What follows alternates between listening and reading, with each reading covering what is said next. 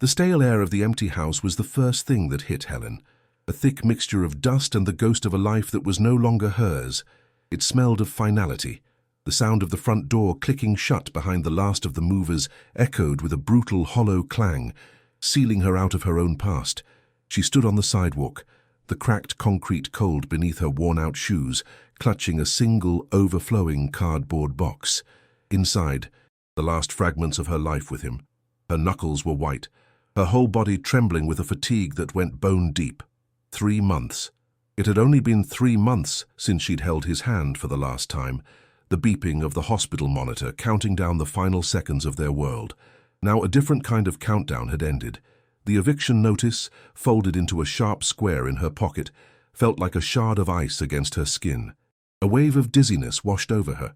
Her heart hammered against her ribs, a frantic, trapped bird wanting out. She felt a knot of pure dread tighten in her gut, a physical pain that was becoming as familiar as breathing. She sank onto the front step, the cold of the stone seeping through her thin jeans, and opened her worn leather wallet. The scent of old paper and cheap vinyl filled her nostrils. She carefully counted the money for the 10th time, as if the number might magically change. 1 crisp $50 bill, 3 20s, a 10 and a 5e, $125. No, she'd miscounted. She smoothed the bills out on her knee. $120, exactly, and change.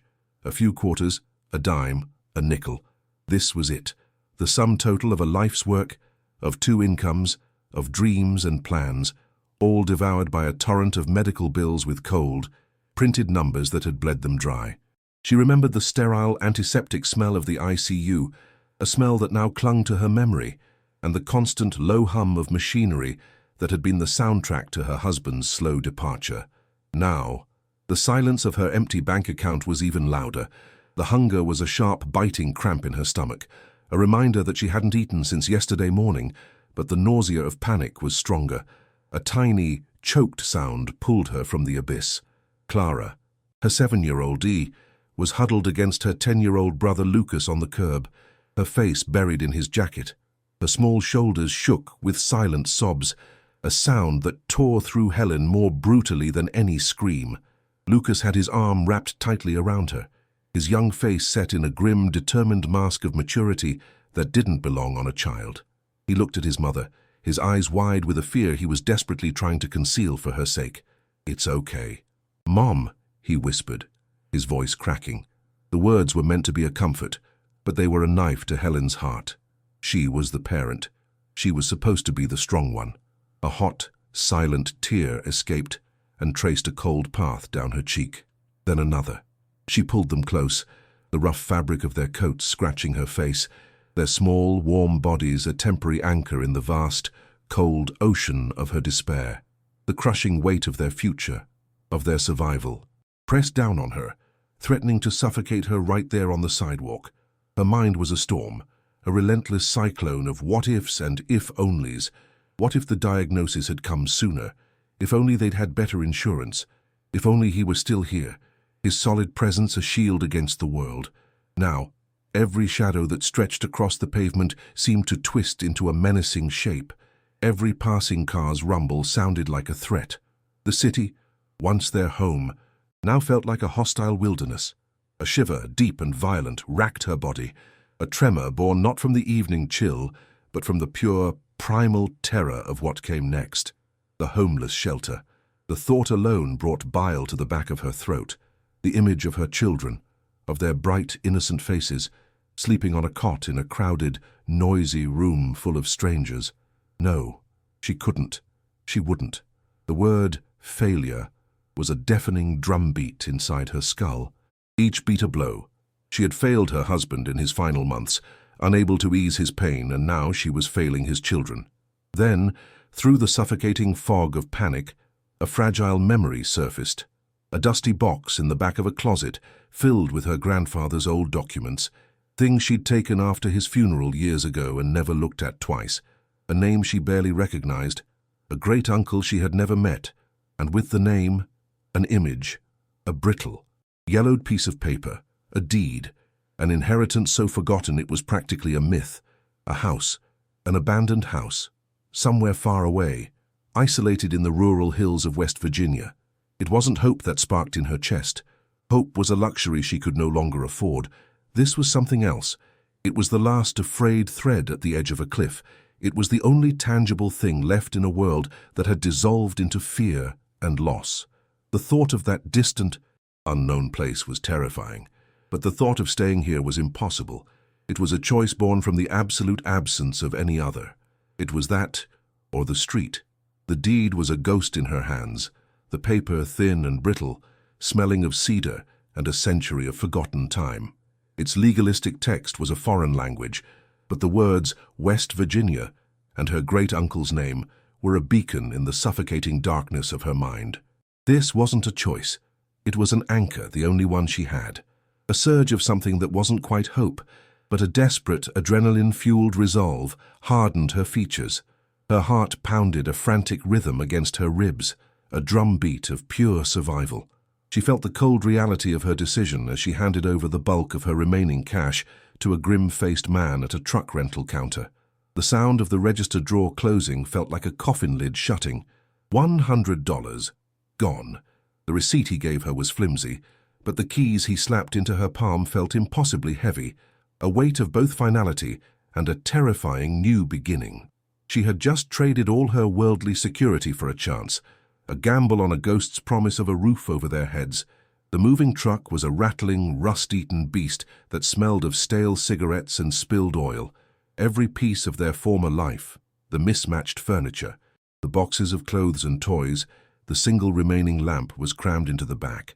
The journey itself was a long, monotonous blur of grey asphalt, stretching endlessly before them. Helen drove with a tense grip on the wheel, her knuckles white, her body thrumming with the engine's constant vibration. She felt the exhaustion deep in her bones, a weariness that sleep wouldn't cure. Beside her, Clara had finally succumbed to a fitful slumber, her head resting on a rolled-up coat, while Lucas stared silently out the window, watching the world they knew recede. The constant, low drone of the tires on the highway was a hypnotic, mournful sound, the soundtrack to their exodus.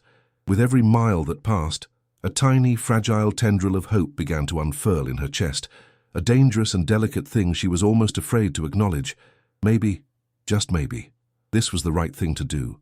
They stopped for gas in a small, forgotten town nestled in the foothills, a place that felt suspended in time.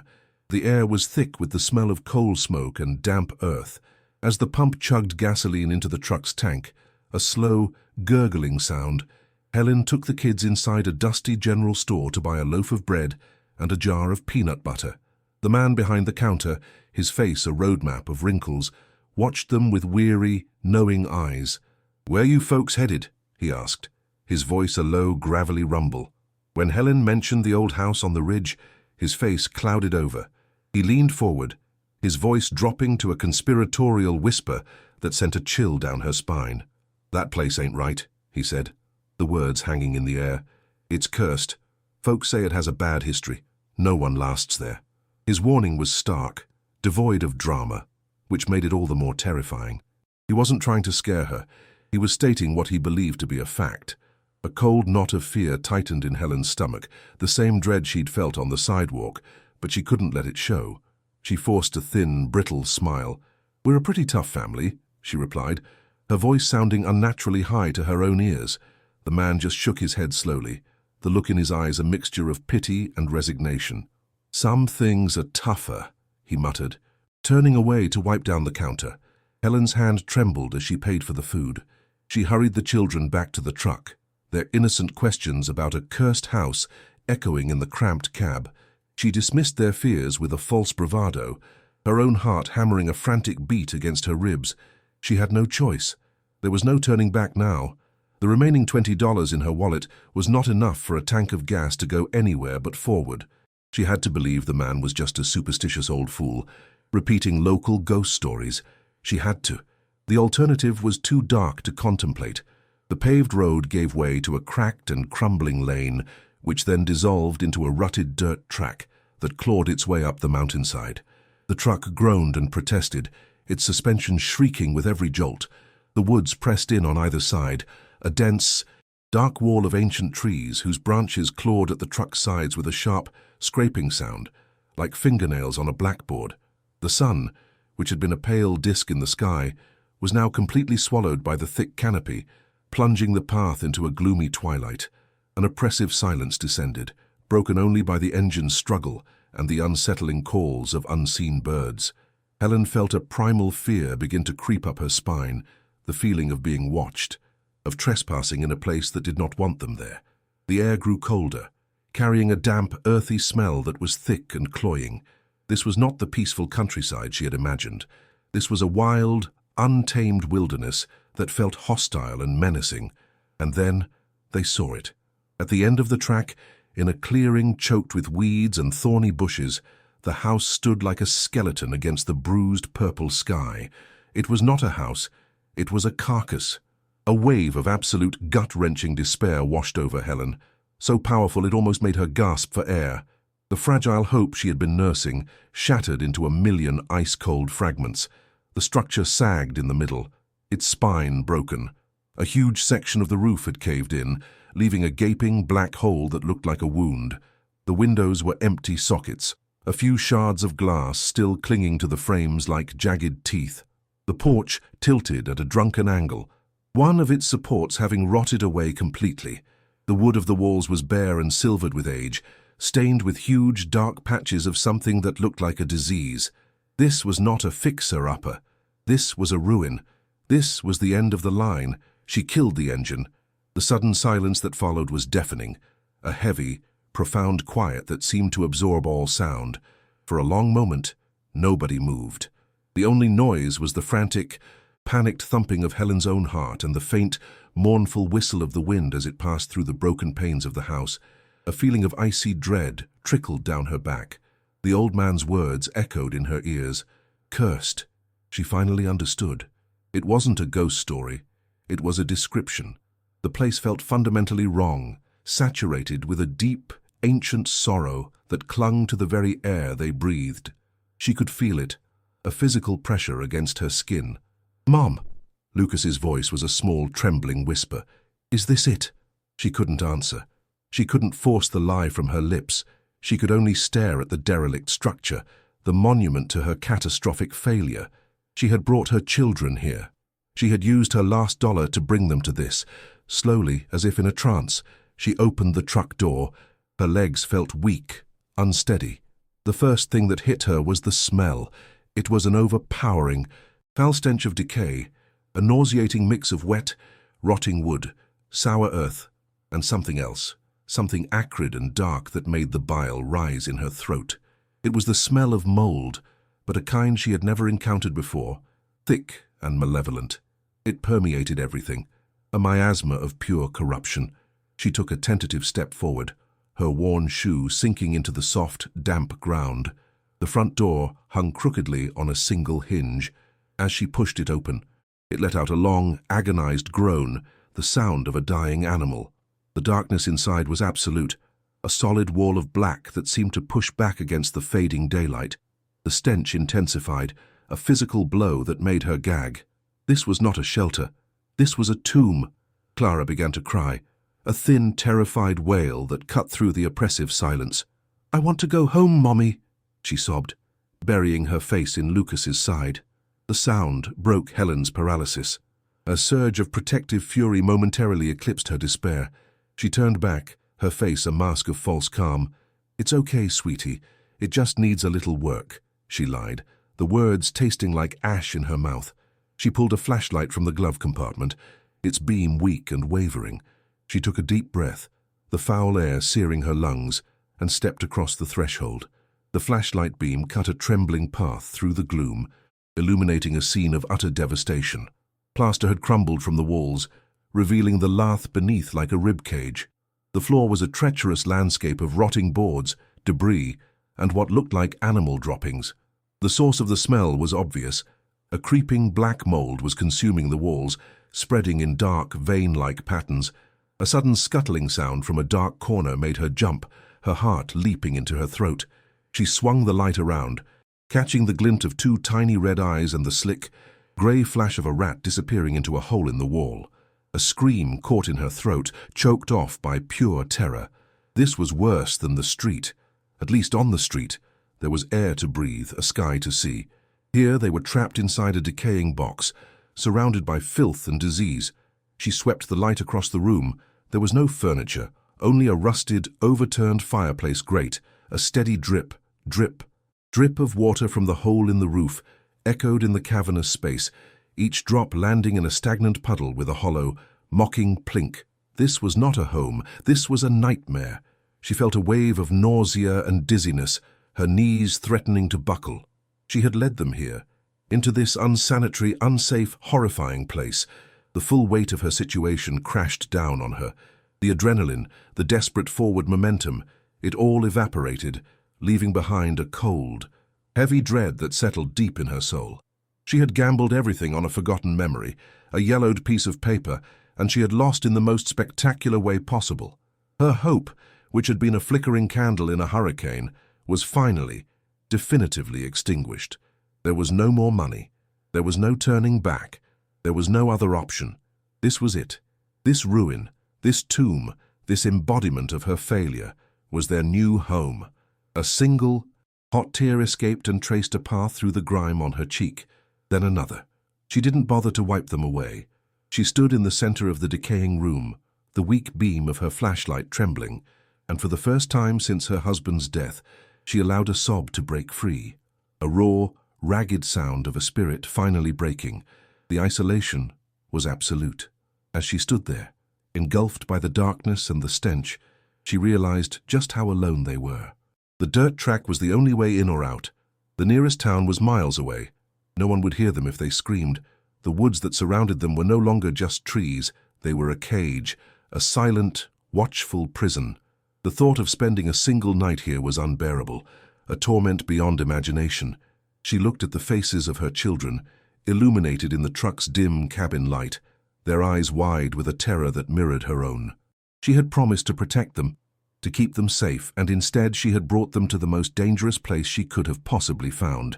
The feeling of failure was a physical weight, crushing the air from her lungs, squeezing her heart until she thought it would burst. She was trapped, utterly and completely, in a nightmare of her own making.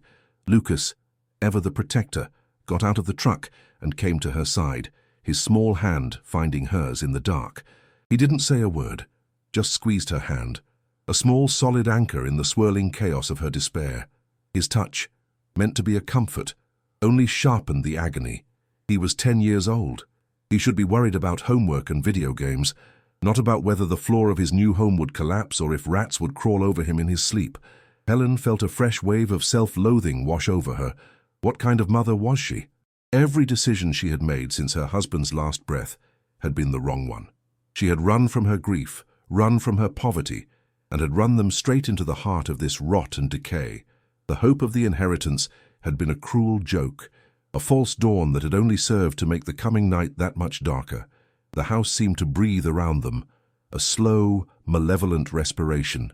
The wind moaned through the broken roof, a low, mournful sound like a distant cry. The drip of water was a steady, maddening metronome counting down to nothing. She felt the chill of the damp air seep into her bones, a cold that had nothing to do with the temperature and everything to do with the absolute absence of hope. The walls, slick with mold, seemed to lean inward, the darkness pressing down, threatening to suffocate them. She had thought she had hit rock bottom on that sidewalk, surrounded by her boxes. She was wrong. Rock bottom wasn't the pavement of a city that had cast you out. Rock bottom was this. Standing in the doorway of a cursed house, with her terrified children behind her, and nothing but a deeper darkness ahead, she knew, with a certainty that chilled her to her very soul, that this was the end of all hope.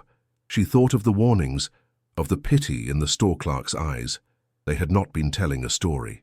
They had been trying to save her. In her desperation, she had mistaken their wisdom for superstition.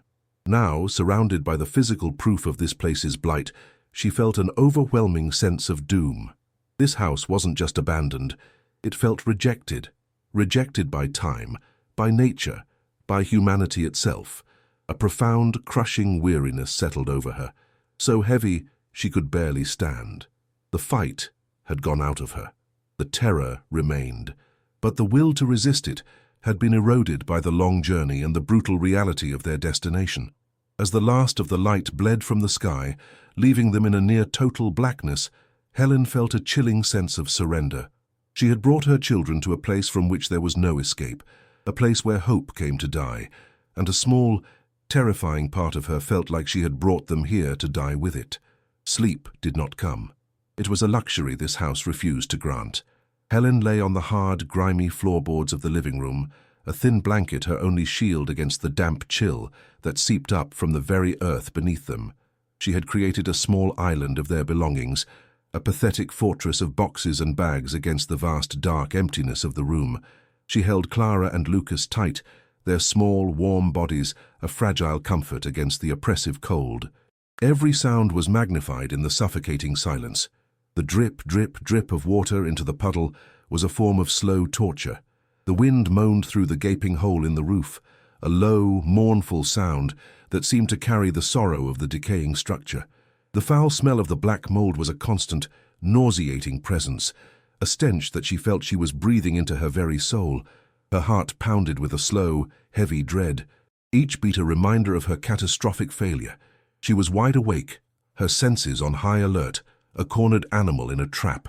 It was in that state of heightened, terrified awareness that she first heard it, a sound so faint she almost dismissed it as a trick of her exhausted mind. It was a whisper, thin and dry as dust, seeming to emanate from the wall behind the cavernous, unlit fireplace. The sound was intermittent, a ghostly fragment of a voice, catching on the air for a bare second before vanishing. "Don't leave me here." The words were almost inaudible, a desperate, agonized murmur. An ice-cold shiver traced a path down her spine, and the hair on her arms stood on end. She felt her heart leap into her throat, a wild, panicked bird. She strained her ears, holding her breath, the sound of her own blood roaring in her head. It had to be the wind. It had to be a branch scraping against the outside wall. It couldn't be real. But the feeling it left behind, a cold dread that was sharper and more specific than her generalized terror, was undeniably real. A knot of pure, primal fear tightened in her gut, cold and hard. She lay perfectly still for what felt like an eternity, her body rigid, every muscle tensed. She listened, her entire being focused on that one spot in the darkness. The house groaned around her, the settling of ancient, rotting timbers.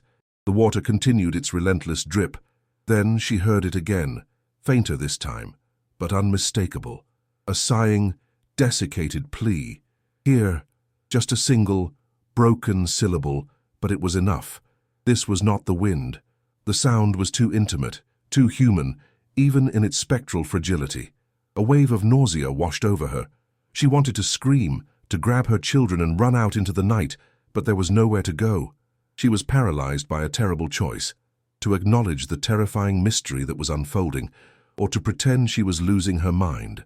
She pulled the blanket tighter around her children, a useless gesture of protection. Lucas stirred slightly, and she froze, praying he hadn't heard it, praying she could shield him from this new, unspeakable horror. The night stretched into an agonizingly long ordeal, a gauntlet of fear and exhaustion. Helen did not sleep, her eyes fixed on the black void where the fireplace stood, listening for a sound she was both desperate and terrified to hear again, but the whisper did not return, leaving her alone with its chilling echo in her memory. When the first weak, grey light of dawn finally filtered through the broken windows, it did not bring relief, only a stark, ugly illumination of their squalor. The mold on the walls seemed blacker, the debris on the floor more treacherous. Her body ached with a deep, grinding fatigue from the cold, hard floor, but her mind was unnervingly sharp, buzzing with the night's terror. The house no longer felt merely derelict. It felt watchful. The whisper had changed everything. It had transformed the oppressive silence from an absence of sound into a vessel for a secret. She knew, with a certainty that defied logic, that she had not imagined it. The house was trying to tell her something. She tried to force a semblance of normalcy, a routine for the sake of the children.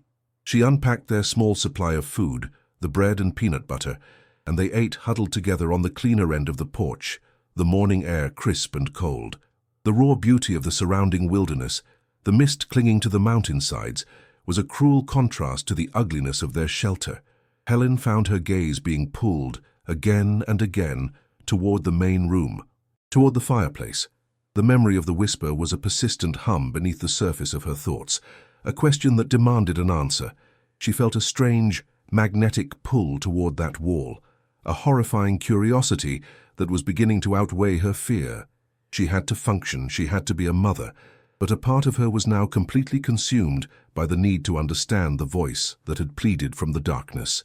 The house was no longer just a physical prison, but a psychological one, holding her captive with its mystery. As Helen was trying to sweep a small area of the floor with a broken branch, Lucas, driven by a 10-year-old's restless energy, began exploring the perimeter of the room. He ran his hands over the peeling wallpaper, knocked on the solid wood of the window frames, then he reached the fireplace. He tapped his knuckles against the plaster wall beside the soot-stained opening, first out of boredom, then with dawning interest.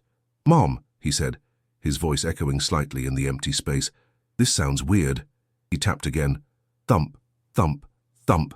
It was a dull, flat sound. Then he moved a foot to the left and tapped again. Thud, thud. The sound was completely different. Deeper, resonant, hollow. A chill, unrelated to the morning air, snaked its way up Helen's spine. "Lucas, get away from there," she said, her voice sharper than she intended. Her maternal instinct screamed at her to keep him away from the source of the whisper, to protect him from whatever horror lay buried there. But Lucas was persistent. His fear from the previous night had been burned away by the daylight and replaced by a powerful curiosity. "No, listen," he insisted, his eyes wide. He gestured for her to come closer. "Right here. It's like a drum." Hesitantly, Helen approached the fireplace. The air near the wall felt colder, stagnant. She could smell the ancient soot and the acrid bite of the mold more strongly here. She knelt, her knees cracking, and pressed her ear against the crumbling plaster where Lucas pointed. She tapped the wall with her own knuckles. Thud, thud, thud. He was right. It was undeniably hollow. Her heart began to beat faster, a frantic, heavy rhythm in her chest. The whisper, it had come from here.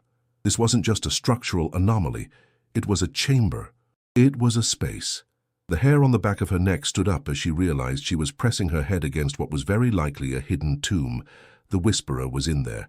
Or, at least, what was left of them. A terrifying resolve began to form in the pit of her stomach. The passive despair that had crushed her upon arrival was being replaced by a frantic, active fear. She couldn't live here, couldn't let her children sleep in this place. With this secret festering in the walls, she had to know what was inside. She had to expose it to the light. It felt like the only way to reclaim any sense of control. She remembered seeing something in the tall, thorny weeds that choked the yard. She went outside, the morning sun feeling unnaturally bright, and pushed through the brambles, ignoring the thorns that tore at her jeans. There, half buried in the damp earth, was a long, heavy iron bar. Rusted to a deep orange but still solid. It was probably a pry bar or a piece of an old axle.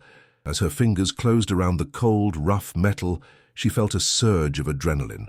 It felt less like a tool and more like a weapon against the decay, against the silence, against the secrets of this terrible house.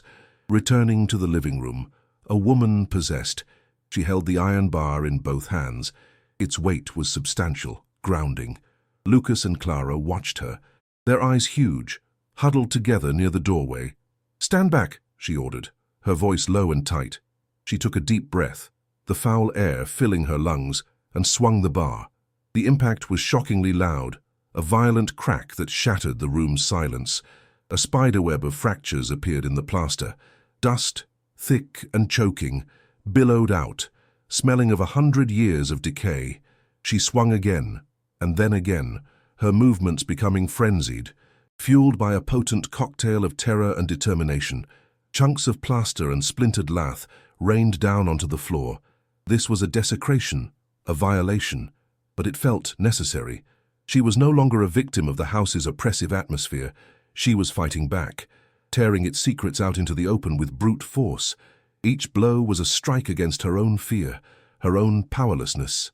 Soon, a ragged hole gaped in the wall, exposing what lay beneath. It wasn't the darker, empty space she had expected. Instead, she saw brick, old dark red bricks, laid unevenly and mortared with a crumbling, sandy mixture. It was a patch job, clearly done by someone who was not a mason. The mortar was sloppy, and some of the bricks were set at odd angles, as if placed in a great hurry. It was a seal, not a support structure. This confirmed it. This was a deliberate concealment. Someone had built a chamber and then walled it up, trying to make it look like part of the original chimney structure. But their haste or lack of skill had left it flawed. The sight sent a fresh wave of cold dread through her. People don't seal walls like this to hide plumbing or wiring. They seal them to hide things that must never ever be found. The whisper echoed in her mind, and now it had a tomb. The question was, what or who was inside? The air grew thick with unspoken possibilities, all of them horrifying. The iron bar that had been a hammer now became a lever. Helen wedged the flattened tip into a wide crack in the mortar between two of the most prominent bricks. She put her full weight on it, her muscles straining, a low grunt escaping her lips. For a moment, nothing happened. The structure was old but stubborn. Then, with a grating shriek of brick against brick, something gave way. The mortar crumbled into a fine powder, and the brick shifted. She worked the bar back and forth, widening the gap. The scraping sound was excruciating, like fingernails on a slate tombstone. Lucas had crept closer, his fear eclipsed by a morbid fascination. "Is it coming loose?" he whispered, his voice full of awe. "I think so," Helen breathed, sweat beading on her forehead and trickling down her temples. The physical effort was a strange relief, a way to channel the storm of emotion that was raging inside her. She was no longer just afraid, she was on a mission. With a final, desperate heave, the first brick came free, tumbling to the floor with a heavy thud that kicked up a cloud of soot and century-old dust. Helen used her hands, now raw and scraped, to pull out a second and then a third. They were cold and damp, leaving grimy red streaks on her skin. As the opening widened, a wave of air rushed out from the cavity behind it. It was a blast of cold, stagnant air, a captured breath held for decades. The smell was overpowering. It carried the familiar stench of mold and rot, but it was layered with something else, something she recognized with a jolt: the dry, acidic scent of decaying paper and the faint, unmistakable smell of old leather. It was not the smell of a decomposing body, and the relief was so profound it made her knees weak, but it was the smell of secrets, of things carefully hidden away and left to the ravages of time. She could feel they were on the precipice of a monumental discovery. She retrieved her wavering flashlight, its beam now seeming pathetically weak against the profound darkness within the wall. She shone it through the newly created opening. The light cut a shaky path through the thick, swirling dust motes, illuminating a small, cramped space, no bigger than a closet. And there, sitting squarely in the middle of the cavity, was an object. Her breath caught in her throat. It wasn't treasure, not gold or jewels. It was something dark, rectangular, and grim. A leather briefcase. It was covered in a thick, velvety layer of the same black mold that plagued the house, its form softened and distorted by the growth. It almost looked like a natural part of the decay, a strange fungus growing in the shape of a box. Her heart hammered against her ribs, a frantic, wild tempo, the whisper, the hollow wall, the sealed chamber. It had all led to this, a single solitary briefcase, waiting in the dark for decades. It was the heart of the house's mystery.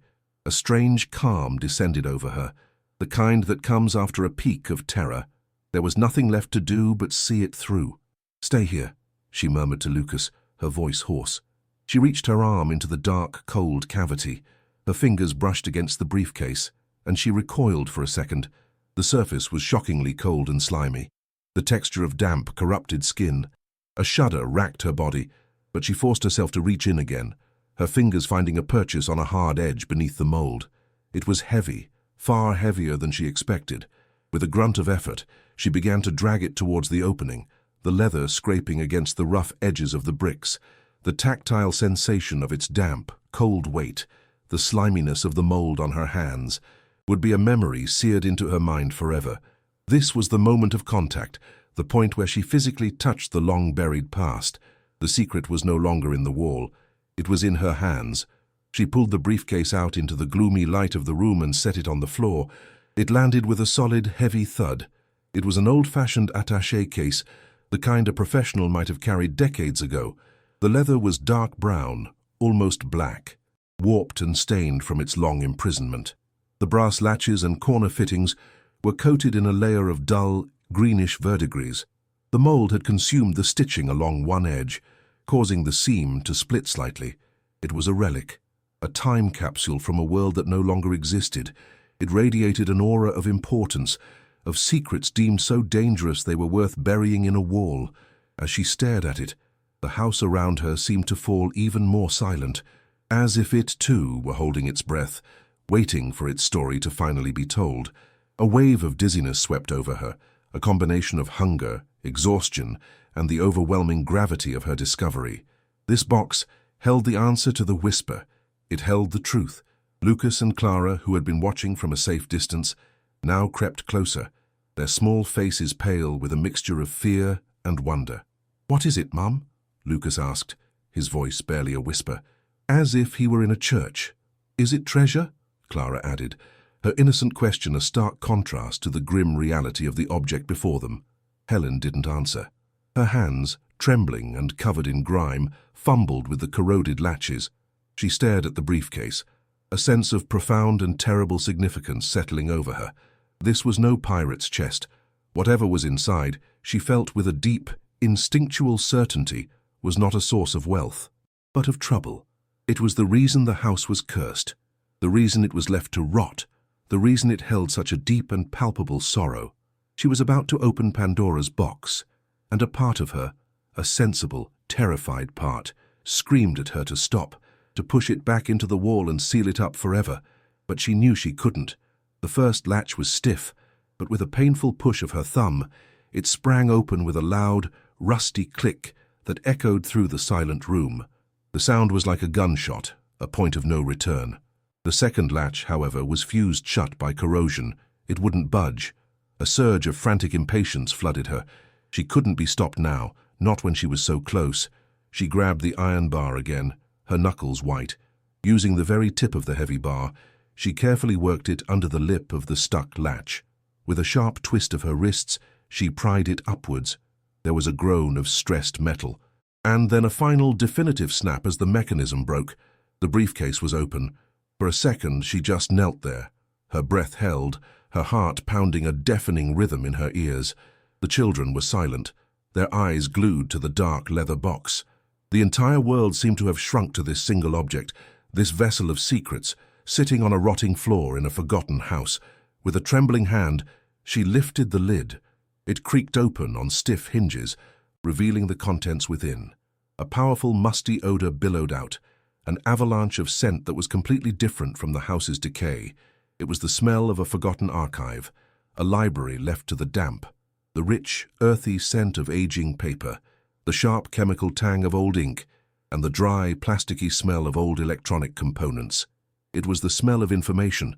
The contents were packed tightly, and a thin, desiccated film of mold lay over the top like a funeral shroud, but it was clear that the thick leather tarn, for the most part, had done its job.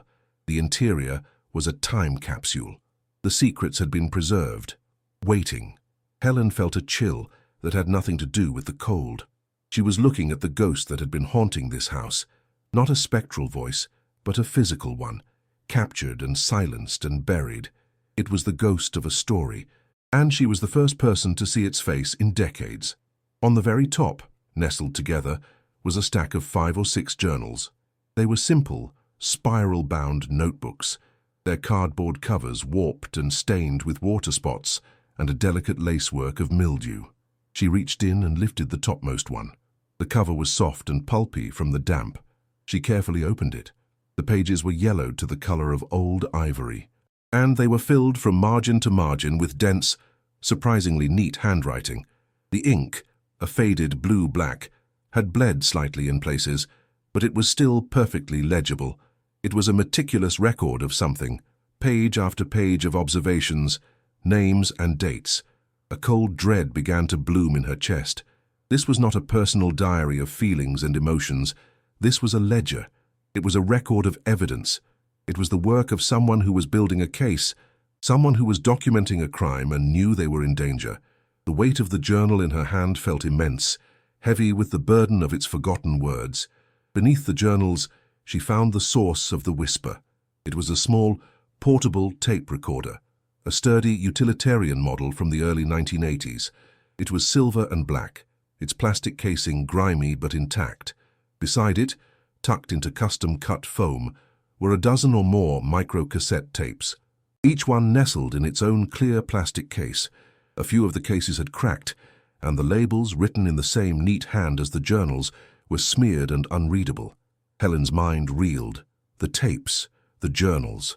This was the work of a journalist, or a detective, or an investigator, someone who had been systematically gathering evidence. She lifted the tape recorder. It was cold and slightly damp. A single microcassette was still lodged inside its bay. The thin, fragile brown ribbon of the tape unspooled and tangled in the playback heads and capstans. A ghostly voice, a broken machine. The pieces of the puzzle clicked into place with a horrifying, stomach-churning certainty. The whisper wasn't a ghost. A surge of adrenaline and dawning comprehension shot through her. It was so much more logical, and so much more terrifying. She could see it with perfect clarity now. The decades of dampness in the wall, the slow corrosion of a single battery, a final flickering burst of power, the moisture causing the delicate motors to seize and then twitch, just for a millisecond, just enough to spin the tangled tape across the playback head for a fraction of a second. It was a mechanical ghost, an electronic echo. The words she had heard, "Don't leave me here," were not a supernatural plea. They were a recorded one. The voice had belonged to a real person, someone who had been trapped, desperate, speaking their last words into this machine. The realization was a physical blow, knocking the air from her lungs. She was not in a haunted house. She was in a crime scene, a tomb where the victim had left his own testimony. The sheer staggering improbability of it all made her head spin. It was a cascade of perfect failures. If the mortar had been stronger, if the briefcase hadn't protected its contents so well, if the batteries had corroded just a little bit faster, if the tape hadn't snagged in just that precise way, the machine would have remained silent forever. The secret would have rotted into oblivion along with the house. It felt less like an accident and more like a fateful, desperate message finally breaking through the barrier of time. A chill, deeper than any she had felt before, settled into her bones. This discovery felt preordained. The house hadn't just been waiting. It had been calling to them. It had used its own decay, its own ghosts of sound and electricity, to lead her to this exact spot. She felt as though a cold, invisible hand had guided her own, leading her from eviction and despair to this moment, to this open briefcase on the floor. She was no longer just a trespasser. She was a witness. With a trembling finger, she traced the warped cover of the first journal. She had to know. She had to understand who this voice belonged to. She opened it to the first page, the paper crinkling with a dry, fragile sound. At the top of the page, a date was written in that same neat, meticulous script, October 12th, 1982. The first entry began not with a personal reflection, but with a stark, chilling observation. Arrived in Logan County today, the air is thick with coal dust and fear. The company owns everything, the store, the houses, the men. Spoke to a miner's wife who hasn't seen a full paycheck in a year, only script for the company store. They call it employment. It looks like slavery. The words were direct, unflinching. They painted a picture of a dark, oppressive world, a place of exploitation and fear. Helen's heart pounded. She was reading the words of a man who had walked into Mossam and knew, from the very first day, that he had found a deep and terrible darkness. She looked from the journal in her lap to the small silent tape recorder and the rows of cassettes. This was it. The treasure she had found was not gold or jewels, but something far more valuable and infinitely more dangerous: the truth. The entire history of this house, of its curse and its sorrow, was contained in this moldy leather box. The whisper in the wall was not an ending. It was a beginning. It was an assignment. The raw, physical fear of the house's decay, the rats, the leaking roof, all of it evaporated, replaced by a new and far more profound dread. This was not the fear of a place, but the fear of people, the people who had created the world described in this journal, the people who had silenced this brave, meticulous man and sealed him in a wall with his evidence. She, a widowed seamstress with 2 children and $20 to her name, had just stumbled upon a secret that someone had killed to protect. And they were probably still out there. The journal felt like a tombstone in her hands, cold and heavy with the weight of a forgotten life. She turned the fragile page, the sound a dry whisper in the oppressive silence. Her great-uncle's name was Arthur. The realization hit her like a physical blow. The faceless activist now had a name, a link to her own blood. She devoured his words, her eyes flying across the neat script as the story unfolded. He wrote of men paid in company scrip, trapped in a cycle of debt that was a modern form of bondage. He detailed unsafe working conditions in the mine, the constant threat of collapse, the black lung that was a death sentence for men barely 30. A cold dread, sharp and specific, began to replace her generalized fear. This wasn't just a story of hardship. It was a meticulously documented indictment of a vast criminal enterprise disguised as a business. The house no longer felt haunted by a ghost, but by the tangible, furious spirit of Arthur's quest for justice, a quest that had clearly cost him his life. She set the journal aside, her hand trembling, and turned her attention to the tape recorder. It was a solid, heavy piece of equipment, a relic from a time before digital everything. She fumbled in her bag, her fingers finding 2 C-cell batteries she'd packed for her flashlight. With a nervous click, she opened the battery compartment of the recorder, the old plastic protesting. A fine powder of blue-green corrosion fell out, but the contacts underneath looked salvageable. She scraped them clean with the edge of a key, her heart hammering against her ribs. She slid the fresh batteries in, the metallic tang of them sharp on her fingertips. For a moment, nothing. Then, driven by a desperate impulse, she pushed the play button. There was a low hum, a faint whirring sound, and then a hiss of static that filled the room. It was the sound of a voice about to break through the barrier of time, and she felt a wave of nausea, a dizzying premonition of the horrors she was about to hear. The static crackled, and then a man's voice, rough and strained with a thick Appalachian accent, cut through the hiss. It wasn't Arthur's. "Can't feed my family on scrip," the voice rasped, full of a desperate, weary anger. "Aunt Caldwell promises us a fair wage, but the company store takes it all back. Every dime. We're digging our own graves down there for nothing. My brother, he spoke up, tried to talk to a union man. We ain't seen him in a month. They say he just up and left his wife and kids. He wouldn't do that, he wouldn't." The voice broke on a sob, a raw, ragged sound of pure grief and terror. The tape clicked off. Helen's breath caught in her throat. Caldwell. The name hung in the air, heavy and menacing. The confession was a ghost story made real, a testament to a fear so profound it could only be whispered to a stranger's tape recorder in the dead of night. She felt the cold of the floor seep into her bones, a chill that had nothing to do with the temperature of the house. She quickly ejected the tape and slid another one in, her fingers clumsy with dread. This recording was different. The quality was muffled, distant, as if the recorder had been hidden under a coat or in a bag. She could hear the faint clinking of glasses, the low murmur of several men talking. She pressed her ear close to the small speaker, straining to make out the words through the background noise. One voice was clear, confident, and laced with a cold amusement. "The union organizers are becoming a nuisance," it said smoothly. "They fill these fools' heads with ideas. We need to make it clear that their help is not welcome here." Another, rougher voice replied. "What do you want us to do, Senator?" The smooth voice laughed, a low, chilling sound devoid of any warmth. "Accidents happen," he said, the 2 words dropping like stones into a deep, dark well. "Mines are dangerous places. People get lost. Make sure this latest problem gets lost permanently." The title, Senator, a politician. Helen felt the bile rise in her throat. A wave of vertigo washed over her, and she had to place a hand on the dusty floor to steady herself. The room seemed to tilt, the mold-stained walls closing in. This was a conspiracy that reached into the halls of power. A state senator. The name from the first tape and Caldwell slammed back into her mind. Senator Caldwell, a man with the power to make people disappear, to turn murder into a bureaucratic footnote. She felt a profound and terrifying connection to Arthur, her unknown great-uncle. She could almost see him, sitting in a dark car or a cheap motel room, his heart pounding as he captured these damning words, knowing that the smooth, confident voice on the tape belonged to a man who would kill him without a second thought if he were discovered. The briefcase was not just a collection of evidence. It was a bomb that had been sitting dormant for 40 years, and she had just lit the fuse.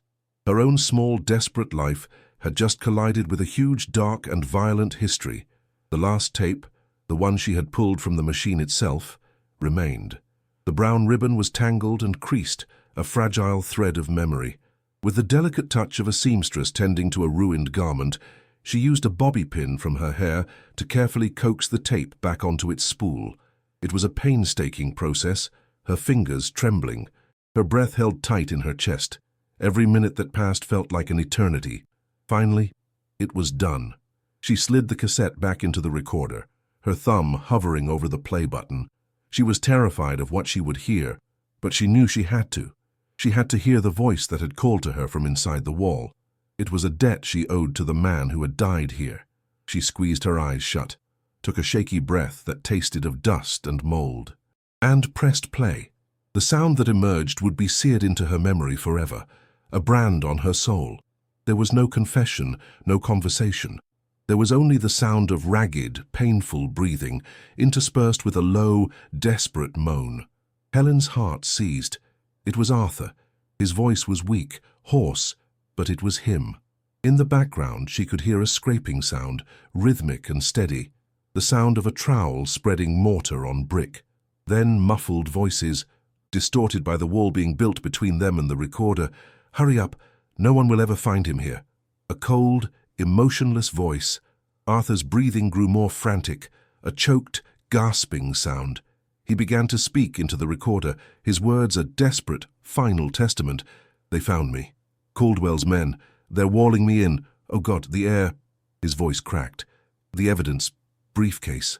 Behind the fireplace. For God's sake. Someone, don't leave me here." The final words dissolved into a choked sob, followed by the definitive, final scrape of a brick being pushed into place, and then silence. A silence so absolute, so final, it was louder than any scream. Helen didn't realize she was crying until a hot tear splashed onto the back of her hand. A silent, strangled sob was trapped in her throat, a knot of pure horror.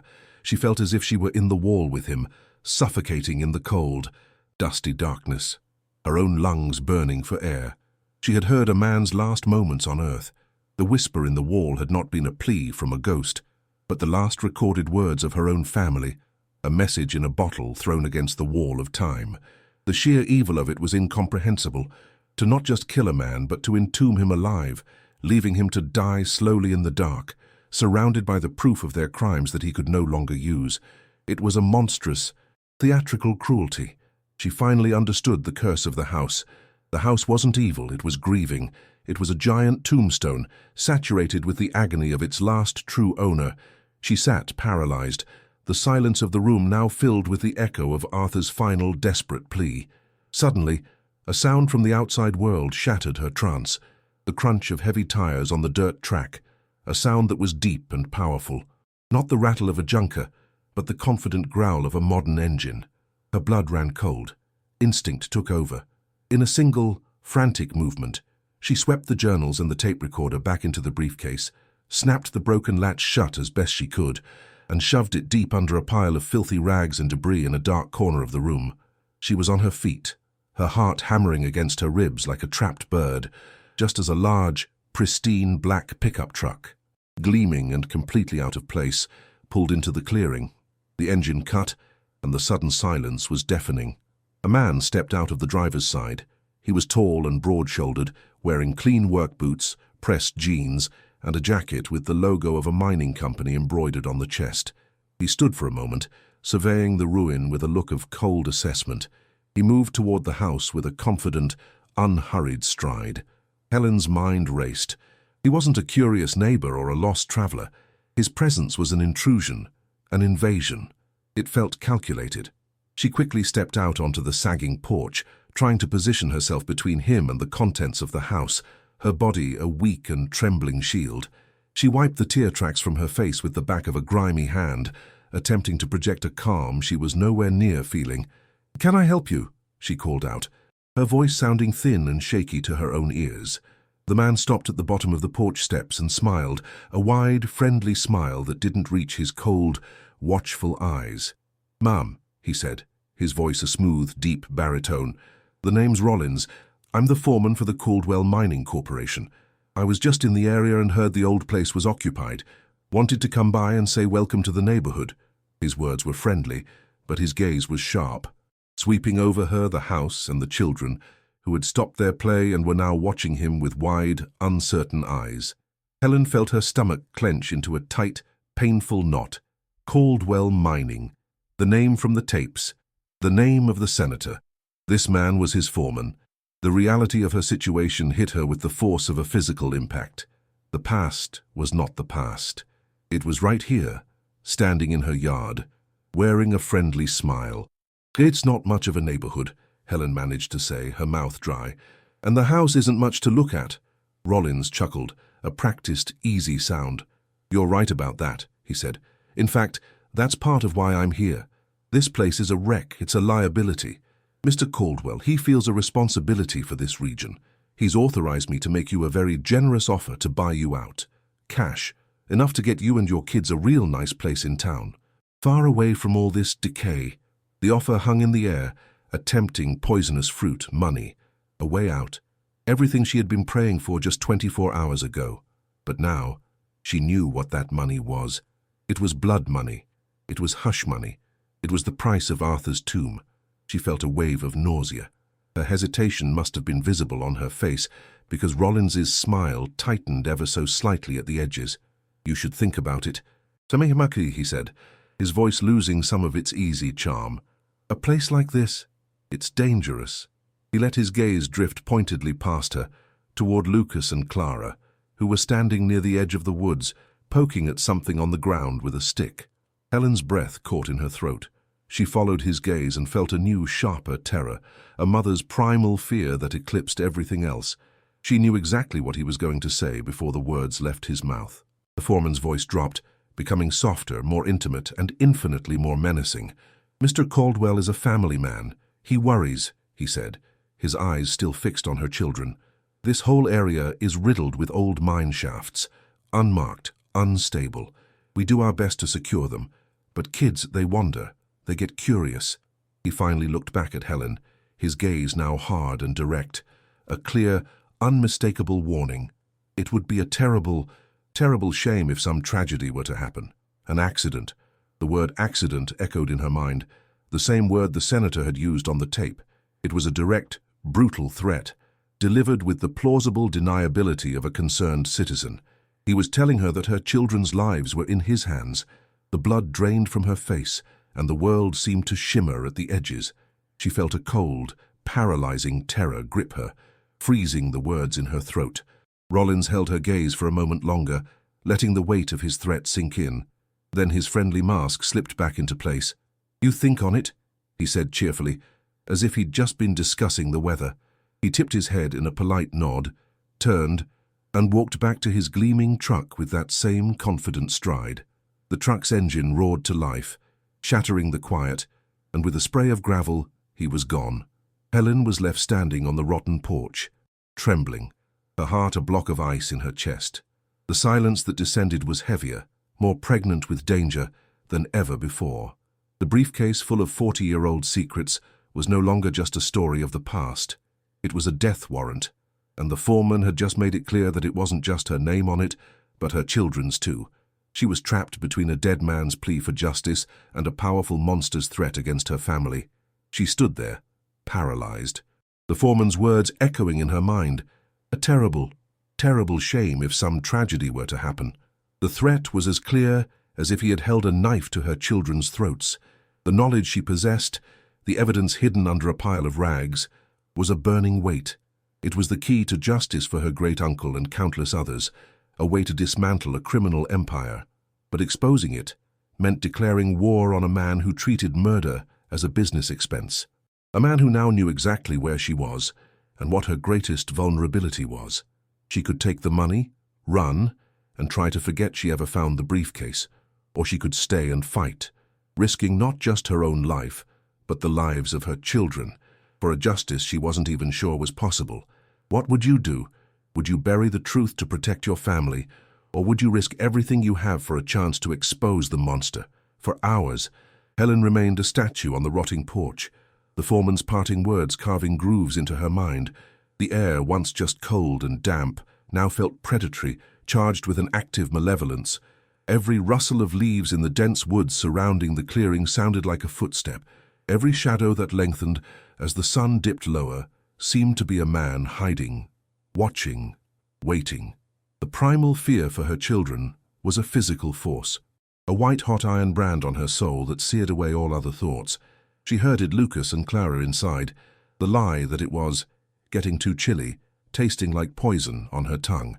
The house, which had been a derelict tomb, now felt like a glass cage in a shooting gallery.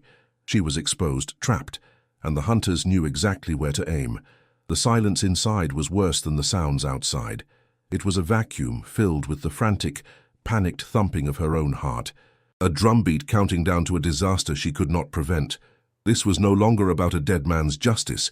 This was about survival. Her mind was a chaotic storm of impossible choices. She could run, but where?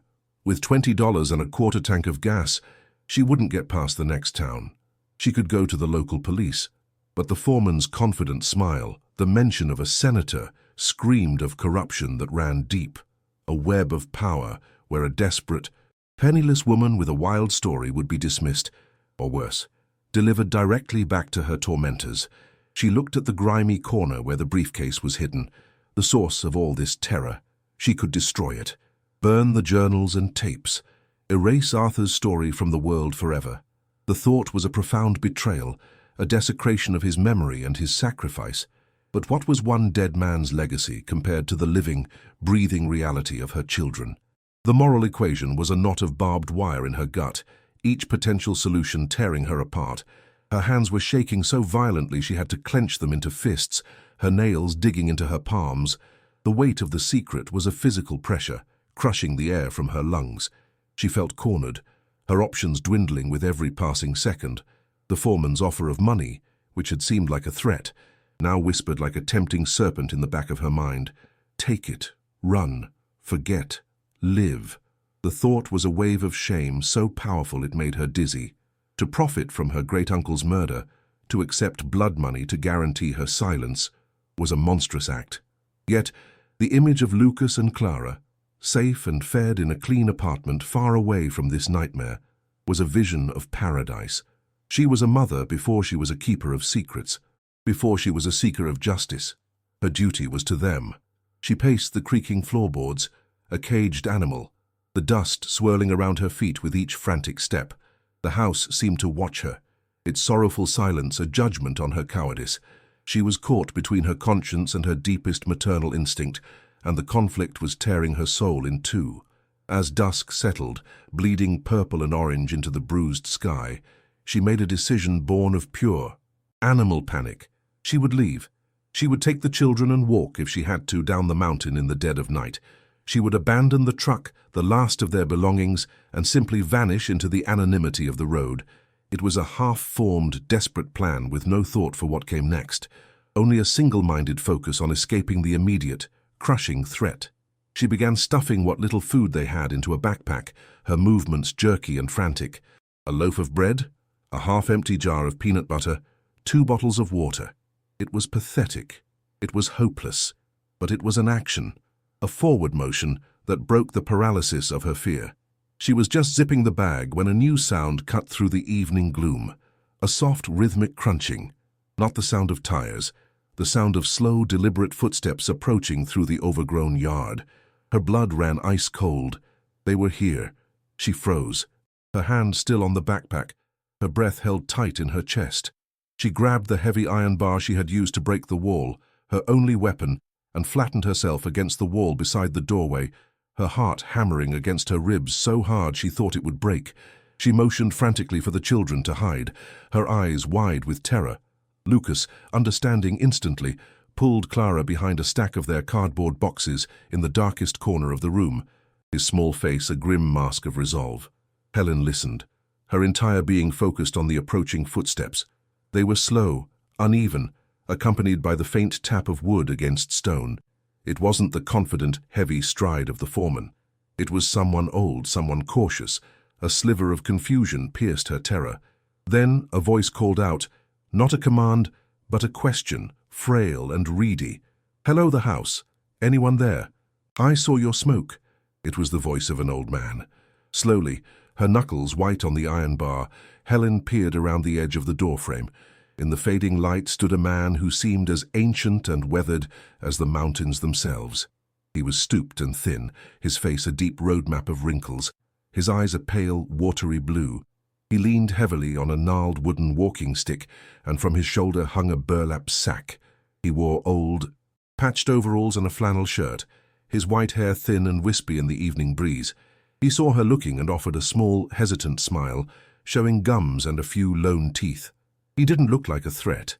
He looked like a ghost from another era. "Didn't mean to startle you," he said, his voice raspy with age. "Name's Jedediah. Live a few miles over the ridge. Ain't seen smoke from this chimney in a lifetime. Had to see who was brave enough, or foolish enough, to set up camp in Arthur's house." The name dropped into the charged air between them. Arthur. He knew Arthur. A torrent of conflicting emotions washed over Helen. Fear, suspicion, and a desperate, burgeoning hope.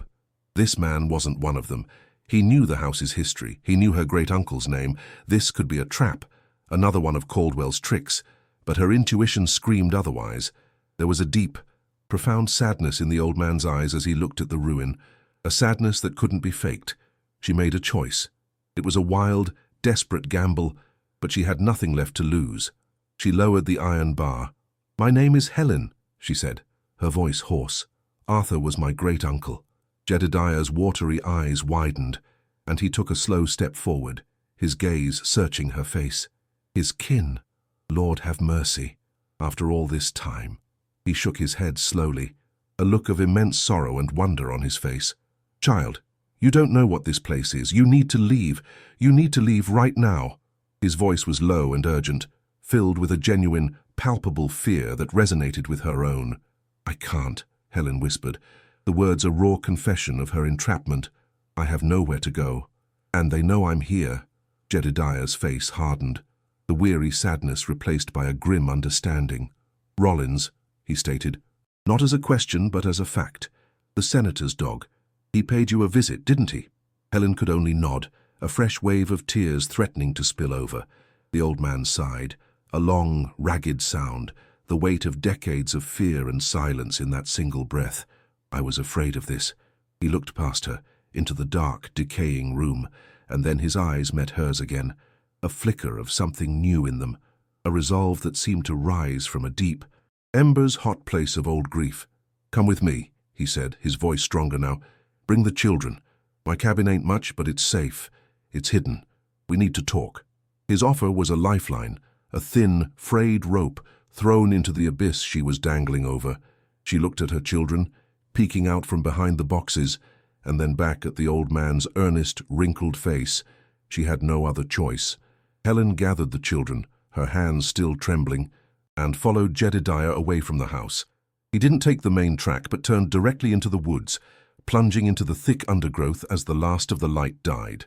The darkness was absolute, a heavy black blanket that swallowed all sight.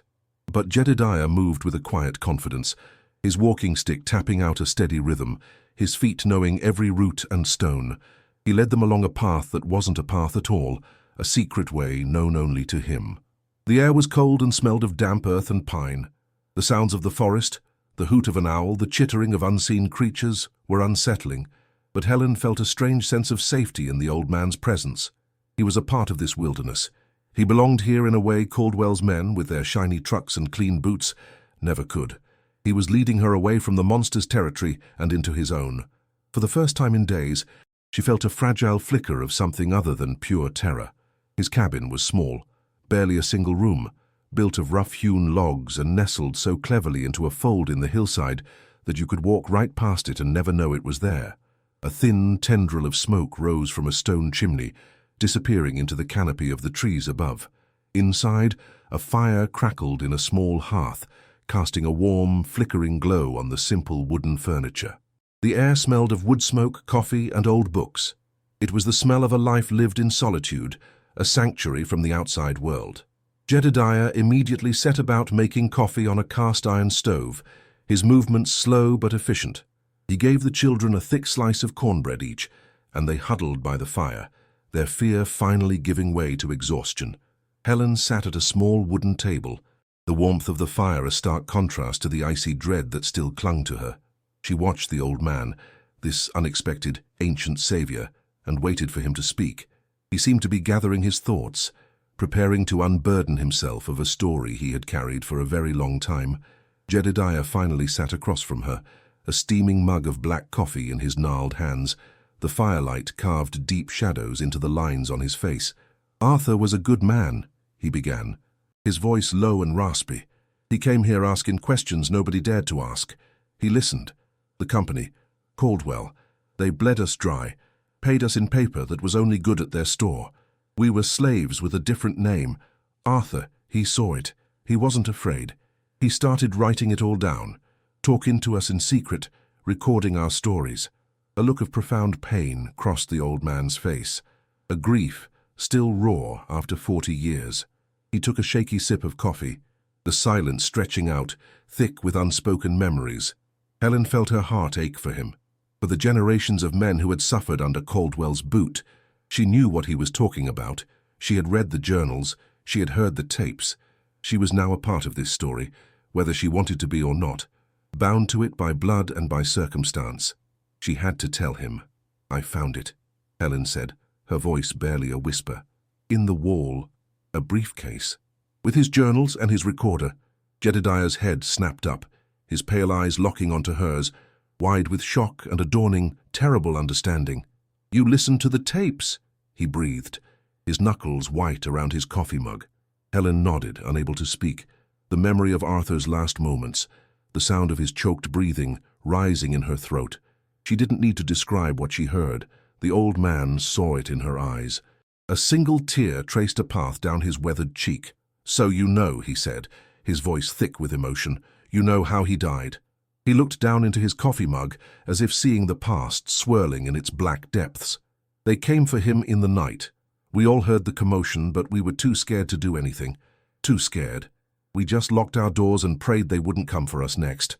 The next day, the house was silent. They said he left town. We knew better."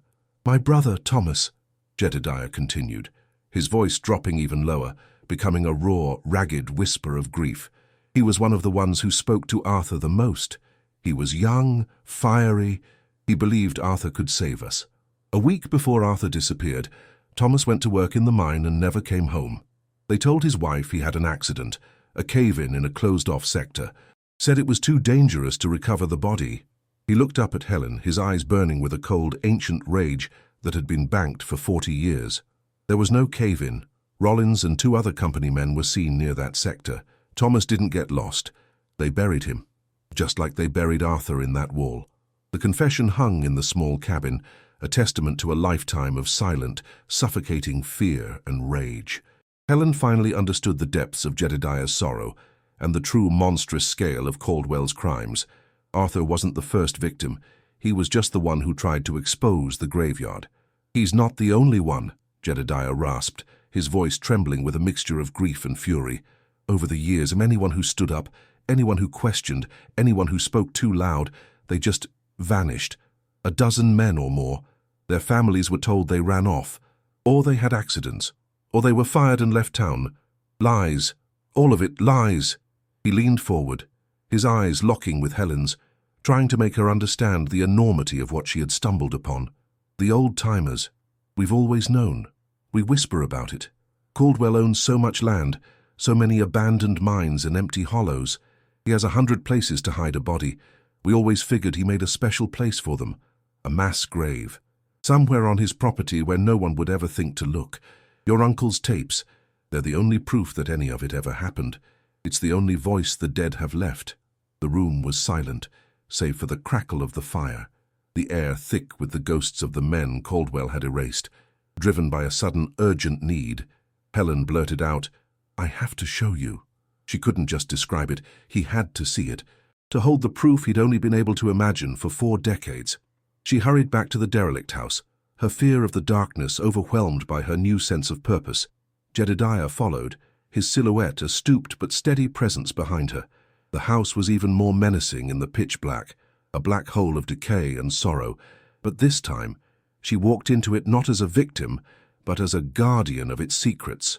She retrieved the briefcase, the cold, damp leather a familiar and terrible weight in her hands. She brought it back to the warm, firelit cabin, a relic from a tomb brought into the light. She laid it on the wooden table between them. For a long moment, Jedediah just stared at it, his hand hovering over the lid as if afraid to touch it, as if the concentrated sorrow and violence contained within might burn him. This was the coffin of his hope, and now it was open. Helen carefully took out the small tape recorder. She showed Jedediah how she'd put the new batteries in, her hands moving with a strange, dreamlike precision. She found the tape she had listened to first, the muffled conversation, and pushed it into the machine. She pressed play. The hiss of static filled the cabin, and then the smooth, confident voice of Senator Caldwell filled the small space, talking about making the union organizers get lost permanently. Jedediah closed his eyes, his face a mask of pain, as if the voice were a physical blow. "That's him," he whispered, his voice shaking. "The devil himself." Then came the rougher voice of the foreman. "Rollins." Jedediah spat the name like poison. He opened his eyes, and they were filled with a terrible, vindicated certainty. "I knew it. I always knew it was them." Hearing the voices, captured and stripped of their power, was different from just knowing. It was concrete. It was undeniable. It was proof. The cabin was no longer just a shelter. It was a war room. The weight of their shared knowledge was immense, a fragile, explosive secret held between a grieving widow and a haunted old man. They were 2 insignificant people against a powerful, ruthless empire built on bones. Jedediah seemed to age another 20 years right before her eyes, the brief spark of vindication extinguished by the crushing reality of their situation. "This changes everything," he murmured, staring at the tape recorder as if it were a venomous snake. "And nothing. We have the proof, but Caldwell still has the power. He has the law in his pocket, the guns on his side. If he knows you have this..." He didn't need to finish the sentence. The threat to her children hung unspoken in the air. Helen felt a fresh wave of terror. The brief sense of purpose she had felt was evaporating, replaced by the cold, hard logic of survival. Jedediah was right. What could they possibly do? Who could they trust?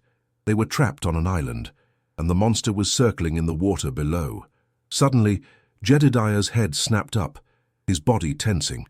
He held up a hand for silence, his head cocked, listening. "What is it?" Helen whispered, her heart instantly starting to pound. Jedediah didn't answer. He rose and went to the cabin's single window, peering out through a tiny gap in the curtain. His breath fogged the cold glass. The night was supposed to be silent, broken only by the sounds of the forest, but now a new sound carried on the wind, faint but unmistakable. A low, powerful rumble, the sound of heavy engines where they had no right to be. "Trucks!" Jedediah breathed, his voice tight with alarm. "Down on the main ridge road, more than one. They ain't company trucks on a regular run. Not at this hour. They're coming back. They're coming for you." The words hit Helen with the force of a physical blow. Caldwell hadn't waited. His subtle approach had failed, and now he was unleashing the wolves. Rollins wasn't coming back to talk. He was coming back to finish the job. A primal, blinding panic seized Helen. Her first instinct was to run, to grab her children and flee blindly into the dark woods. But Jedediah's calm, grim voice cut through her terror. "He won't just take the box," the old man said, his gaze fixed on the window. "He can't leave witnesses, not now. He'll burn the house, make it look like an accident, a faulty wire, a lantern knocked over. A tragic fire takes the poor widow and her children who were squatting there. He'll be hailed as a hero for offering to buy the dangerous old property." The cold, calculated cruelty of the plan was staggering. Helen pictured it with horrifying clarity. The flames consuming the rotten wood, erasing the house, her children, and Arthur's evidence all at once. The thought was a shard of ice in her heart. She looked at Lucas and Clara, sleeping peacefully by the fire, their small faces angelic in the flickering light, completely unaware of the monstrous fate that was rumbling towards them through the darkness. "There's no time," Jedediah said, turning from the window, his face grim but resolute. The decades of fear had been burned away, replaced by a hard, protective fury. "They'll go to the house first. That gives us a few minutes. There's a path, an old hunter's trail on the far side of this ridge. It's dangerous in the dark, but it leads down the mountain. Comes out miles from here near the old highway. They'll never think to look for it." He grabbed an old oil lantern from a hook on the wall, his hands moving with surprising speed. "Get the children. Grab the briefcase. Don't leave it behind. After 40 years, we're not letting that bastard win." His words were a steel rod rammed down her spine, chasing away the paralyzing panic and replacing it with a cold, desperate resolve. This was it, the turning point. There would be no more hiding, no more indecision. There was only flight. The hunt had begun, and they were the prey. The race for their lives had started. Helen moved as if in a dream, her body fueled by pure adrenaline. She gently shook Lucas and Clara awake, whispering frantically for them to get their shoes on, that they had to go, that it was a game. The fear and confusion in their sleepy eyes was a fresh knife in her heart. She grabbed the briefcase, its weight both a terrible burden and their only hope. Jedediah was already at the door, the lantern casting a pool of swaying, yellow light at his feet. "Stay close behind me," he commanded, his voice a low growl. "Don't make a sound, and whatever you do, don't look back." They stepped out of the warm, safe cabin and into the cold, terrifying darkness. The rumble of the trucks was louder now, a menacing growl that seemed to vibrate up through the soles of their feet. They weren't just coming, they were close. The air was thick with the smell of pine and the metallic tang of fear. Helen held her children's hands in a death grip, their small fingers cold in hers. Jedediah led them away from the cabin, not towards the path they had used before, but deeper into the woods, into the untamed wilderness. The lantern cast long, dancing shadows that twisted the trees into monstrous shapes. Every snap of a twig underfoot sounded like a gunshot. Helen's heart was a frantic drum against her ribs, her breath coming in short, sharp gasps. She could feel the presence of the men, of the trucks, like a pressure against her back, even though she couldn't see them. The forest, which had felt like a sanctuary just an hour before, was now a treacherous maze, its darkness filled with unseen dangers. She focused on the small, swaying light of Jedediah's lantern, a tiny beacon of hope in a vast ocean of black. It was all she could do to put one foot in front of the other, to pull her children along, to keep moving forward into the terrifying unknown, away from the certain death that was descending upon the house on the hill. She could feel its evil pulling at her. The terrain grew steeper, more treacherous. They scrambled down a rocky embankment, loose stones skittering away into the darkness below. Clara stumbled, and Helen scooped her up into her arms without breaking stride, the little girl's weight an agonizing addition to the heavy briefcase she clutched in her other hand. Her muscles screamed in protest, her lungs burned, but she kept moving, driven by a primal force she didn't know she possessed. Lucas, his face pale and grim in the lantern light, held tight to the back of her jacket, his fear forgotten in his fierce determination to keep up, to not be a burden. They were a tiny, desperate caravan fleeing through the night, hunted by a monster they could not see but whose presence was a suffocating weight. The rumble of the engines had stopped. The silence that followed was somehow even more terrifying. It was the silence of predators leaving their vehicle, preparing to move in on foot. They were at the house. A new sound reached them, carried on the cold night air, the sharp, splintering crack of wood. It was a sound Helen recognized with a jolt of visceral terror, the sound of a door being kicked in. They were inside. They were inside the house she had just abandoned. She pictured them, dark shapes moving through the squalor, their boots crunching on the debris, their flashlights cutting through the gloom, searching for her children, for the briefcase. A wave of nausea washed over her. They had escaped just in time. Minutes. They had escaped by mere minutes. Jedediah quickened his pace, his breath coming in harsh, ragged gasps, but he never faltered. He was a creature of these woods, and he was leading them to safety. The path was barely visible, a faint indentation in the forest floor, but he followed it unerringly. Helen's only world was the circle of light from the lantern and the sound of her own ragged breathing and pounding heart. Then A new light flickered through the trees behind them. It wasn't the steady beam of a flashlight. It was a hungry, dancing orange glow. It grew brighter, painting the underside of the leaves in a sick, flickering light. Helen didn't need Jedediah to tell her what it was. Her stomach dropped, and a strangled sob escaped her lips. Fire. They had set the house on fire. She could almost feel the heat on her back, smell the smoke of the burning, rotten wood. The orange glow grew, an artificial, monstrous dawn rising behind them, consuming the house, consuming the tomb, consuming the last physical remnants of Arthur's life and death. The fire was an exclamation point on their escape, a clear message of what would have happened to them if they had stayed. It was a vision of hell, a warning of the lengths to which Caldwell would go to protect his secrets. They were no longer just running from men. They were running from a raging inferno sent to erase them. The orange light illuminated their frantic flight, casting their long, distorted shadows ahead of them on the path. The fire seemed to chase them, its hungry roar a faint but constant murmur behind the sounds of their own desperate scramble. Helen's arms ached from carrying Clara. Her knuckles were raw from her death grip on the briefcase handle, but she didn't dare stop. The image of the fire was burned into her mind. It was a symbol of Caldwell's power and his utter lack of humanity. He would burn the world down to hide his sins, and she, a seamstress with 2 children, was holding the only thing that could stop him, clutched in a mouldy leather case in her hand.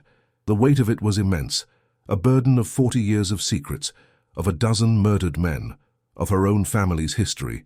It was the heaviest thing she had ever carried, and she knew, with a terrifying certainty, that she could never, ever let it go. Her life, and the lives of her children, now depended entirely on it. Jedediah led them on, his pace relentless. He was a wiry, indomitable old man, fueled by a righteous fury that had smoldered for 4 decades. He knew these woods, every twist and turn, every rock and ravine. He was their shepherd, leading his tiny, terrified flock through the valley of the shadow of death. The glow of the fire began to fade behind them as a ridge rose up, blocking their view, but its presence lingered in their minds, a hot, terrifying memory. The air grew colder as they descended, the path leveling out slightly. Helen could hear the faint, distant sound of running water, a creek. They were getting closer to the bottom of the mountain. A fragile, exhausted hope began to dawn in her chest. Maybe they would make it. Maybe they would get away. She risked a glance at Jedediah. In the lantern light, his face was set in grim, hard lines, his pale eyes focused, determined. He was not just running, he was on a mission. This was his last and only chance for justice for his brother. They finally broke through the tree line, stumbling out onto the cracked asphalt of a narrow, abandoned road. The moon had risen, a cold, silver disk in the sky, illuminating a 2-lane road overgrown with weeds. It was an old highway, long since bypassed by a newer interstate. The silence here was different, the deep, profound quiet of a place forgotten by the modern world. There were no sounds of trucks, no glow of fire. They were miles away. They had escaped. Helen sank to her knees on the cold pavement, her legs giving out from under her. She pulled her children close, burying her face in their hair, her body racked with shuddering, silent sobs of terror and relief. She had done it. She had gotten them out. They were alive. Lucas and Clara clung to her, crying now, the adrenaline wearing off, replaced by the cold and the fear and the exhaustion. They were a miserable, terrified heap on the side of a forgotten road in the middle of the night, but they were together and they were safe. For now, Jedediah stood over them, his chest heaving, leaning heavily on his walking stick. He looked down at the briefcase, which Helen still clutched protectively, and a look of grim triumph crossed his face. He didn't get it, the old man rasped, his voice full of awe and disbelief. After all this time, the bastard didn't get it. He had lived his entire adult life in the shadow of Senator Caldwell's power, in the grip of a fear that had silenced a whole community. Tonight, for the first time, they had struck back. It was a small victory, a desperate flight in the dark, but it was a victory nonetheless. They had taken the monster's secret from him, snatched it from the fire. The game had changed.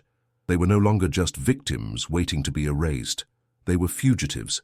They were guardians of the truth. And for the first time, in the cold, clear light of the moon on that abandoned highway, they had a fighting chance. The weight of the briefcase was no longer just a burden. It was a weapon. Helen looked up at the old man. Her face streaked with tears and grime. The shared ordeal had forged a powerful unspoken bond between them. They were an unlikely alliance. The grieving widow, the haunted old miner, and the two small children caught in the crossfire. They had nothing but the clothes on their backs and a briefcase full of 40-year-old evidence. But they had each other, and they had the truth. The long, terrifying night was not an ending. It was the beginning of the real fight. The fire on the mountain had been a signal, an act of war. It had destroyed a house, but it had ignited a purpose in Helen that had been dormant, buried under layers of grief and despair. She was no longer just running for her life. She was running towards justice, a justice her great-uncle had died for, a justice Jedediah's brother had been denied. The path ahead was unknown and fraught with peril, but for the first time, she felt she was walking in the right direction. The sound of the men breaking down the door of the house echoed in her memory, a percussive, violent sound that would haunt her dreams. She pictured their frustration turning to rage as they found the room empty, the briefcase gone. She imagined their call to Caldwell, the cold fury of the powerful senator realizing his secret was now in the wind, in the hands of a woman he had underestimated. The thought sent a fresh jolt of fear through her, but it was mixed with a sliver of fierce satisfaction. She had become a ghost, vanishing into the night just as they arrived, leaving them with nothing but an empty house to burn. She looked at Jedediah, who was scanning the dark horizon, his mind already working, planning their next move. The escape was over. Now, the counterattack had to begin. The road ahead was long and dark, but the memory of the fire behind them was a powerful motivator, a constant reminder of the price of failure. They had to keep moving, they had to win. In the cold pre-dawn silence of the abandoned highway, Jedediah revealed his final, most carefully guarded secret. From the bottom of his burlap sack, wrapped in an oilcloth, he produced a satellite phone.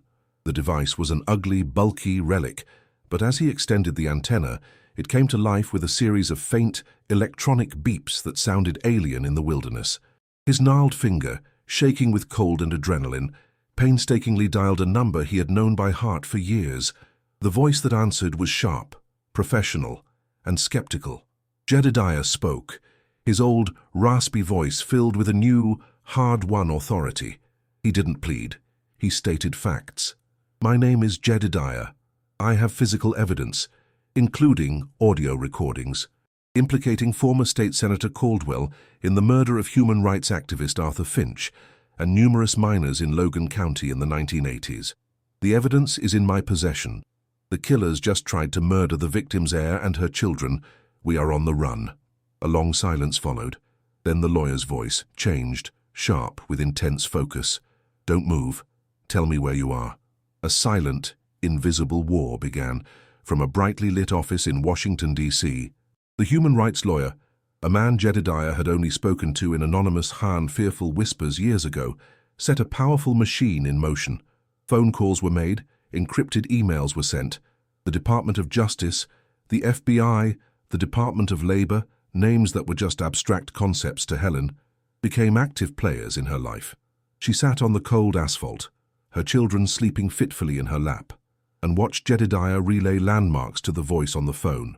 The immense impersonal power of the federal government was being aimed like a weapon at Senator Caldwell. It felt unreal, like a dream. A few hours ago, she was a helpless victim running from a fire. Now, she was the key witness in a covert federal operation. A fragile, terrifying hope began to bloom in her chest, a hope so potent it was almost painful. She had placed her faith and the lives of her children in the hands of a ghost on a telephone line. There was no turning back. Caldwell and his foreman, Rollins, drove away from the inferno, the acrid smell of burning wood and accelerant clinging to their clothes. The orange glow in their rearview mirror was a satisfying punctuation mark to a problem solved. The senator felt a familiar sense of calm, the quiet satisfaction of trimming a loose thread. The house, the woman, the children, all erased in a neat, tragic accident. He had built his empire on such accidents, but as their truck rounded a bend on the dark mountain road, their world was torn apart by a sudden, blinding glare. A wall of high beams from a dozen unmarked vehicles materialized out of the darkness. blocking the road. Before Rollins could even slam on the brakes, their truck was swarmed. Doors were wrenched open, and heavily armed men in tactical gear, with FBI emblazoned in stark yellow letters on their chests, dragged them out onto the cold asphalt. There was no negotiation, no reading of rights, just the cold, definitive click of handcuffs and the brutal finality of their new reality. Just as the first hint of dawn touched the eastern sky, a convoy of black SUVs found them. The meeting was brief, professional and terrifyingly efficient. A stern-faced agent, his suit immaculate despite the wilderness setting, approached Helen. His eyes were cold, assessing, but held no judgment. "Ma'am," he said, his voice calm, "I believe you have something for us." Helen's hands trembled as she stood up and passed the briefcase to him. The transfer of weight was a physical and spiritual relief, a burden of 40 years finally being shared. The agent laid the case on the hood of a car and, with a tool from his pocket, broke the final latch. He opened it. He stared at the moldy journals, the small cassette tapes, the old recorder. He picked up the topmost journal and read the first page. A flicker of something, grim understanding, cold fury, passed across his professional mask. He closed the journal and looked at Helen. "You've been through a great deal, ma'am. It's over. We'll take it from here." In a sterile, windowless room, Senator Caldwell's carefully constructed world crumbled. His charm, his political connections, his folksy benefactor persona, they were all useless here. Faced with two grim-faced federal agents, he initially blustered, then threatened, then feigned ignorance. It was all a performance they had seen 100 times. Then they played the tape. The sound of his own voice, young and confident, echoed in the small room, talking about making organizers get lost permanently. The blood drained from Caldwell's face. He stared at the spinning spools of the recorder as if seeing a ghost. It was impossible. Destroyed. Burned. Yet here it was. In another room, Rollins, the foreman, heard the same recordings and broke within minutes. He sang, a desperate torrent of confessions, implicating Caldwell in everything, trading his loyalty for a chance at a shorter sentence. The empire of silence, built over decades of fear, was brought down by the hiss and crackle of a fragile brown ribbon of tape. Jedediah, his face a grim mask, stood on a hillside overlooking one of Caldwell's oldest mining properties. He pointed a trembling finger toward the overgrown entrance of a long-abandoned sector. "There," he said to the forensic team leader, "that's where they put my brother." The sound of heavy machinery soon followed, not for mining coal but for excavating graves. The work was slow, meticulous, respectful. Hours later, a worker called out. They had found something. A boot, then a bone. Soon, they had uncovered the first full skeleton, then another and another. The mine was not just a mine, it was a catacomb. Forensic anthropologists worked in hushed silence, their work a sacred right to give names back to the forgotten. By the end of the week, they had found the remains of 13 men, including Arthur Finch, identified by dental records faxed from a dusty office in another state. The whispers of the old-timers had been true. Caldwell hadn't just hidden his crimes, he had buried them in a mass grave. The trial was a media sensation. "The Coal Country Butcher!" the headlines screamed. Helen sat in the courtroom, an anonymous face in the crowd, and watched the man who had threatened her children. Caldwell was no longer a charming senator or a powerful villain. He was just a shrunken, bitter old man in an orange jumpsuit, his eyes full of a hateful disbelief. When they played Arthur's final recording, the ragged breathing, the scraping of the trowel, the desperate, muffled plea of, "Don't leave me here," a collective gasp went through the courtroom. A profound, horrified silence fell. It was the voice of a man being buried alive, an irrefutable testament to the monster's depravity. The guilty verdict was a formality. The judge's voice was cold as he sentenced Caldwell to consecutive life sentences, one for each man he had murdered. As the bailiffs led him away, Helen felt the crushing weight that had settled on her heart, finally, miraculously, begin to lift. The legal fallout was seismic. With Caldwell's conviction, the state and the shell corporations that owned the mining assets faced a tidal wave of lawsuits from the victims' families. As Arthur Finch's sole surviving heir, Helen was at the center of it. She sat not in a decaying house, but in a plush leather chair in a high-rise law office. the air smelling of polish and money. A lawyer, a kind woman who looked at Helen with deep respect, slid a piece of paper across a mahogany desk. It was a settlement offer from the state's Victim Compensation Fund and the seized assets of Caldwell's empire. The number written on it had so many zeros, Helen couldn't process it. It was a figure from another universe. Her mind flashed back to the sidewalk, to the $120 in her worn wallet. A single hot tear fell onto the document, a tear not of sorrow, but of a staggering, impossible relief. The pen felt heavy in her hand as she signed her name, sealing the end of one life and the beginning of another. The drip of water from a leaking roof was replaced by the joyful sound of her children's laughter. The stench of mold was replaced by the warm, rich smell of baking bread. Helen's new home was a modest, beautiful house on a quiet street, with a garden out back and sunlight streaming through clean windows. She was at a new, top-of-the-line sewing machine, the hum of its motor, a comforting sound. But she wasn't just patching old clothes. She was working on a design for a wedding dress, the first major commission for the Appalachian Seamstress Cooperative, a business she had founded with her settlement money to provide skills and fair-wage jobs to other women in the region.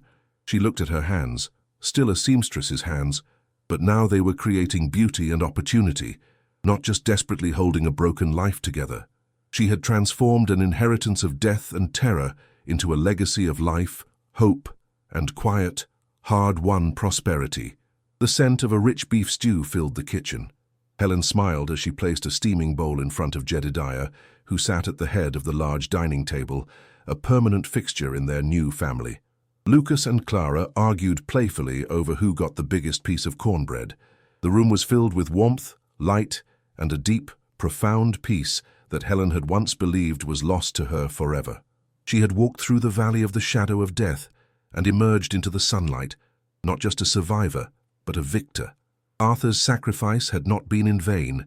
His voice, a whisper from a tomb, had ultimately brought down an empire and given his family a future he could never have imagined. Helen's story proves that even in the deepest darkness, a single voice, armed with the truth, can be the most powerful weapon of all. If you believe in the power of resilience and the fight for justice, subscribe to our channel for more stories of the incredible strength of the human spirit.